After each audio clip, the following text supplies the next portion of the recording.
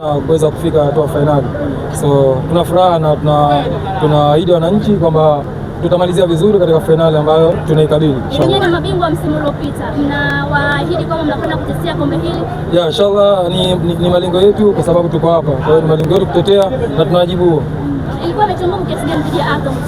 Kwa sababu na wao walijiandaa vizuri kuhakikisha wanataka kufika hatua fainali, lakini kwa umoja wetu na kujitoa pamoja na juhudi zetu binafsi, basi Mungu atujalia tunaweza kufika hatua fainali. Unafikiri upande gani Azam FC walikuwa wamejidai kidogo mpaka nyinyi mkapata mabao ya mapema? Walidai, sorry, ndio swala. Upande gani walikuwa hawako vizuri zaidi na mkaweza kupata mabao ya mapema? Hamna, kwa sababu mechi nilikuwa kwa muone wangu nilikuwa nahisi walikuwa wanajaribu kumiliki mpira na sisi wao tunaachia kidogo kumiliki mpira, lakini kikubwa ambacho tulikuwa tumekubaliana kwenye counter attack zetu lazima zimalizie golini. Kwa hiyo Mungu atujalia katika zile ambazo tumezifanya basi mbili tumeweza kufanikiwa. Kwa kufanikiwa kutinga hatua ya fainali mbele ya Azam FC, tuambie mechi imekuwa ngumu kiasi gani, lakini kucheza mechi za mtoano mara mbili mfululizo kuna ugumu gani?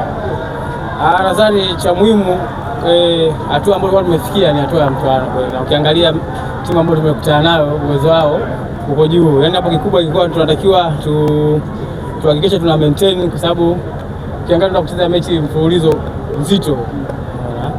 Kwa hiyo tulikuwa tunatakiwa kufanya katika mchezo wa leo na kuhakikisha tunapata ushindi kwa kadri ambavyo tunaweza. Yaani ilikuwa leo sio mechi ya kusema sisi tuna relax, kwa sababu tuna mechi ngumu mfululizo kama ulivyosema, lakini kikubwa ilikuwa ni kuhakikisha tunashinda, na ndio kitu ambacho tumekifanya katika mechi ya leo. Kwenda fainali mara ya pili mfululizo, msimu uliopita mlikuwa mabingwa. Hii inawapa alert kwamba mnatakiwa pia kwenda kutetea kombe lenu?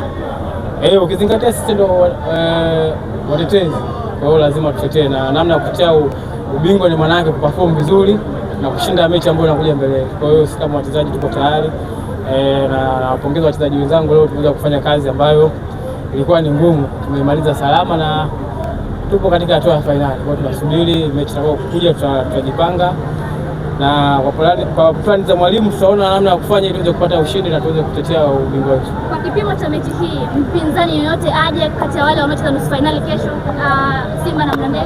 Sasa ukishafika finali, yoyote anayekuja nakutana naye, haina haja ya kuchagua, kwa sababu kushaingiza mguu mmoja. Kwa hiyo ina haja ya kuchagua mtu yoyote, alafu finali ni finali. Hawa ni nyota wa Yanga wakiwa wanatoka uwanjani. Unaona watu wenyewe hawataki ndugu yangu. Unaona?